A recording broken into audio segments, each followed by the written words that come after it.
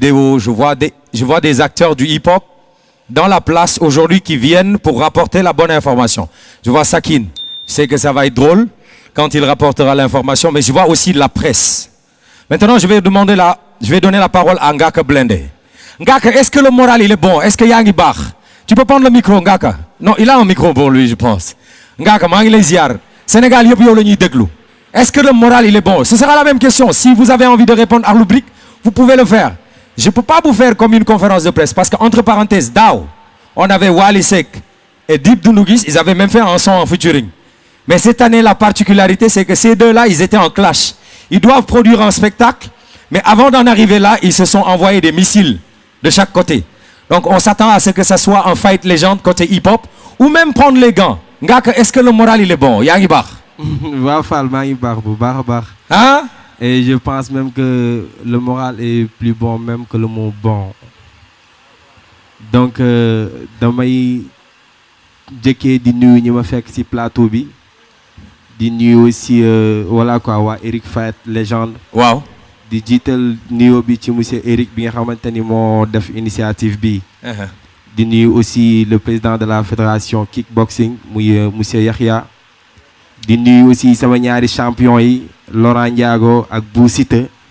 Voilà di nuyu aussi sama gars yi waa Akhlou Brick maa ngi leen di nuyu di leen jaajëfal bu baax a baax a baax. Gis nañ nga dugg si salle bi dem jubal ci waa Akhlou Brick nuyu leen. C'est qu'est-ce qui a changé entre-temps? Lan moo changé? Ndax tu n'as pas été rancunier dans Baba Ndiaye parce que ça fait mal à beaucoup de tes fans. Da nga dugg rek dem nuyu leen loolu naka la demee Ngaka? Non mais c'est normal parce que après mine de rien man ak ñoom ñoo bokk ci benn communauté bi ñu nekk di évoluer. Yeah. Et puis lépp li ñuy def aussi ñu ngi koy def comme on dit dans les règles de l'art. Ci hip hop la ñu nekk mu am affaire yoo xamante ni hip hop daf ko nangu su ko nanguwul amaana duñ ko def. Ku ci nekk aussi di ko def à ta propre façon à ta propre manière mais man ak ñoom ñoo bokk communauté bi et je pense que jusqu'ici dara ñaawul après ku ci nekk nag mun nga xëcc sa boor xumbal yëngal tàngali tout mais duñu ay ennemis donc mu leen fekkee ñu toog je pense war naa leen nuyu quoi te loolu laa def. J'avais comme l'impression que ci benn entretien boo mosoon def dans une émission ak benn gars bu def ay rasta ne yow doo bàyyi mu sedd même safara da nga koy tàngal kon da nga wax waa Akhlou Brick est-ce que dencoo réponse bi avant concert bi wala pendant le concert? Ouais comme li ma waxoon naa je pense ba léegi foofu laa nekk que peut-être clash bi daf ma fekk ci sama préparation album tu vois après commencé naa sama communication album ci biir clash bi.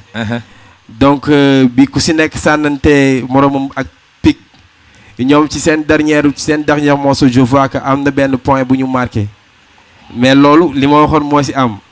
et loolu ñoom leer na leen ba léegi duñ nelaw parce que xam nañ ni loolu duma ko bàyyi mu jàll. Yàlla soxlawul wane dooleem mooy wane boppam. donc Ngaka loolu coup bu dugg la wala point buñ marqué la. non benn point buñ marqué la rek ci benn xeex boo xamante ni. est-ce que xeeboo point boobu Baba Ndiaye. waaye xeeb naa ko trop parce que mënoon na gën a soxor nag. non.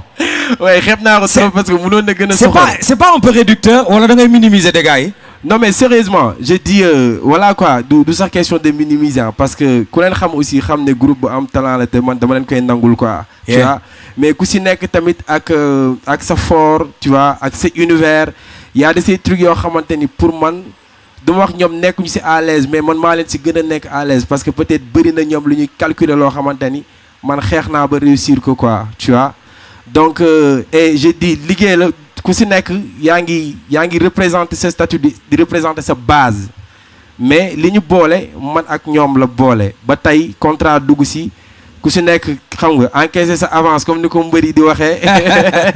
siffler leen boole voilà donc le deux na ku nekk xool lu mu mën a def rek pour séduire public am. mais lépp tamit rester dans le cadre du clash c'est-à-dire man je dis peut-être là je fais focus si sama liggéey si sama album mais terewul maa ngi waajal le deux.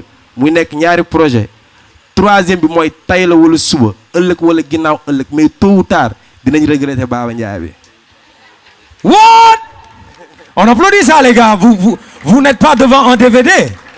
On applaudit mais Baba dañu dégg yow ak Ara yéenay clash Akhlou Brick la ñuy wax Ngaka Blindé mais yow ak Ara yéenay clash à chaque fois mais à chaque fois que tu as l'opportunité de dégommer Deyza doo ko bàyyi mu sedd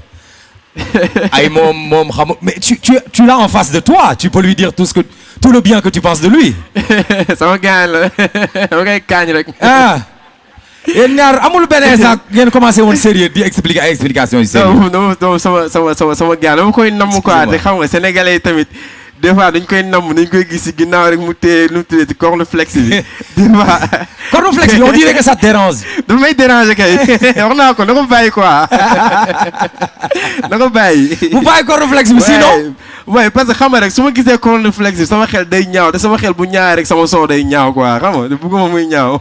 waaw d'accord Ngaaka est-ce que réponse su Baba Ndiaye.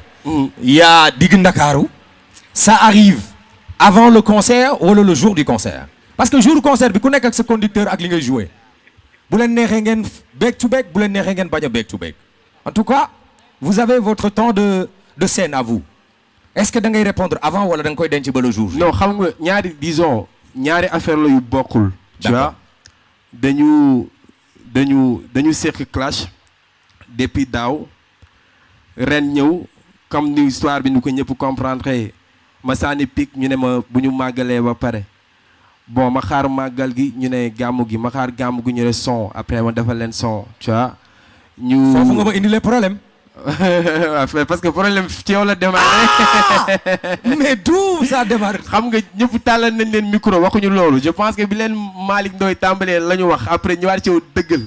waaw léegi ma ni ok donc man mun naa ko def en moins de 24 heures quoi mais loolu mooy benn affaire bu ñu séq léegi contrat ñëwaat ci biir contrat bi war a tax ñu jàkkaarloo boobu aussi beneen affaire la mais bëggoon naa peut-être communauté hip hop bi fi nekk ñu définir ko tu vois bu fekkee ni ku si nekk day ñëw jël temps de scène am jouer def prestation am normal anyway man dama siy nekk à l'aise tu vois bu jaree ñu def comme nu Laurent Ndiago di def ak Bou Siteu ñu jàkkaarloo tu vois xeex ci kaw musique waaw dama ciy nekk à l'aise donc je pense que war nañ mën a définir le 2 décembre man ak ñoom bu ñu jàkkaarloo lan la ñuy def. Attends ça devient très intéressant est-ce que vous avez entendu Ngaaka nee na bu fekkee bëgg nañ yéen ngeen définir su fekkee bëgg ngeen back to back wala bu fekkee da ngeen bëgg ku nekk taxaw ci kaw seenam def concert boppam mais qu'est-ce que vous voulez back to back ñan ñoo bëgg back to back nii loxo yi ma xool c'est pas beaucoup hein waa Ngaaka yi ñoom bëgg nañ back to back yéen tamit bëgg ngeen back to back mais attends moi avant de demander l'avis du public moi j'aimerais savoir ton avis toi Ngaaka lan nga bëgg où te sens-tu le plus à l'aise dans le back to back ou dans la prestation et rentre chez toi. man je pense que comme que ñoom dëggal nañ seen bopp ba lekk sama avance pour jàkkaarloo ak man. man ñoom lépp nuñ ko bëggee noonu laa leen koy defalee c'est-à-dire suñu bëggee ñu ku si nekk jël temps de scène am ñu def prestation normale dama leen koy yombalal. ça on sait tu nous as déjà dit. voilà bu fekkee yow lan nga bëgg yow. man dama doon bëgg bu ñu accès ba jour le 2 bi àdduna yëpp taxaw di seetaan. ñu laaj DJ bi fu mu féete. bàyyi public bi juger wala ñu wut ay jury wala ñu xool nu ñuy gérer événement bi. dëgg la ñu teg ay beat amul bind amul xalaat amul indaale ku si nekk jàkkaarloo sa morom wax ko li nga ko bëgg a wax te lépp du jóge ci yow sur le champ. amul baaful kaabal xëcc taabal. ouais. Tels sont les propos de Ngaaka Blindé. Qu'est-ce que tu as rajouté avant de remettre la parole à Akhlou Brick?